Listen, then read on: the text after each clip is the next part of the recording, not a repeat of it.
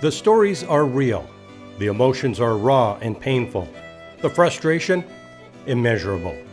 For years, Canada has had a growing epidemic of missing and murdered Indigenous women and girls.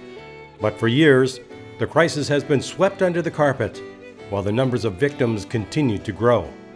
Telling is the fact that although Indigenous women make up only 4% of Canada's female population, 16% of all women murdered in this country between 1980 and 2012 were Indigenous.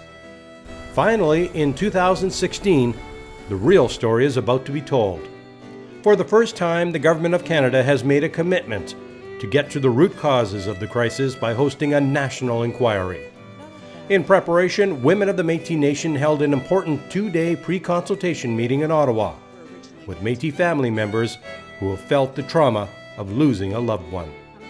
They came together to share their experiences and provide mutual support, plus to explore the challenges and provide directions on the design of a commission and its mandate.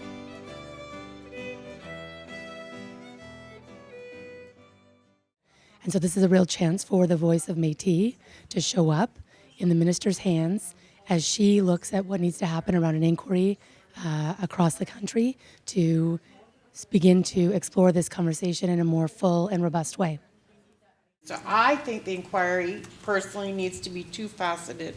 It has to deal with the issue of these families and their experiences. And based on those experiences, we need to find ways to change laws and policies in this country that don't victimize people the way these families have been victimized. And I'm telling you, I've heard some pretty horrifying stories.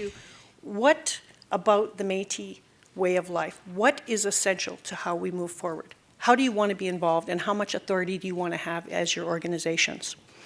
And which organizations should be funded to have the capacity to drive this thing and make sure that the Métis are not forgotten, which we always are.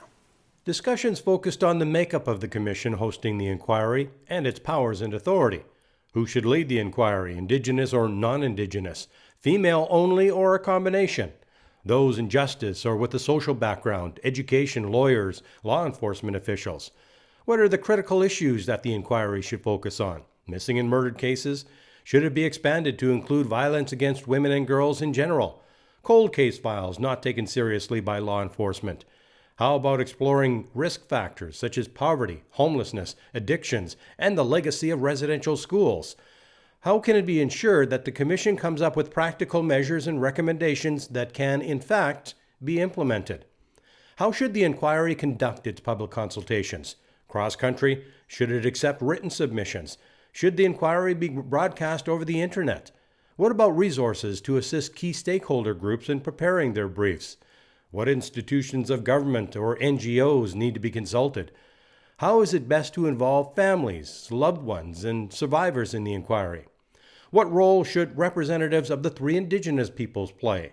And how about the role of women of the Métis Nation and provincial women's organizations? How can cultural practices and ceremonies be incorporated? Take a look at the needs of the grassroots. Make sure that our people at the grassroots level are the ones that are in contact with these families, that are in contact with our kids and our youth. Technology for me is a huge problem, right from little kids all the way to adults.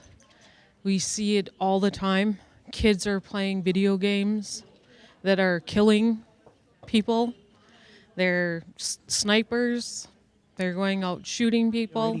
Like, I used to be a social worker, and I had, youth that would go missing, and I would report them like right away, and I'd have to argue with the police all the time on the phone over and over. Like, it's a priority. This child is at risk. Their commissioners, they talked about, men and women, but women being the dominant voices in that inquiry.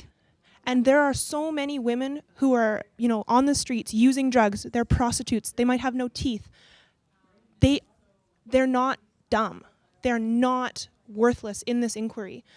We have to have their voices with us. But I think domestic violence and all that, I don't know what other violence people have because I can only go from my story. But like Jacqueline said, she's got her own story, and I'm sure everyone has their own story. And that's where we have to start to define what does that look like? What are the main ways people are dying here? Women are dying. How do we make change? We teach our sons not to hurt women and to be respectful, and we teach them to be kind and compassionate. It's extremely important that Métis have a direct role in the National Inquiry on Missing and Murdered Indigenous Women and Girls, and several constructive ideas were exchanged at the pre-consultation in Ottawa.